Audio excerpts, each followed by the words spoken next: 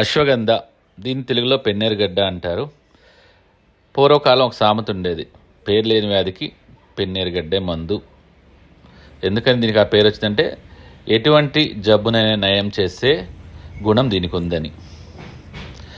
అలాగే ఈ మొక్క అనేది మీరు ఎప్పుడైనా చూసారో లేదో, నేను మొన్న షిరిడి వెళ్తుంటే నాకు రోడ్డు మీద కనబడితే దాన్ని అందరికీ చూపెట్టాలని వీడియో తీస్తున్నాను. ఈ అశ్వగంధ మొక్క అనేది 12 నుంచి 30 ఇంచెస్ ఎత్తు వరకు పెరుగుతుంది.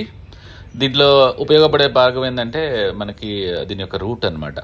దీని రూట్ని మన ఆయుర్వేద మందులో వాడుతూ ఉంటారు.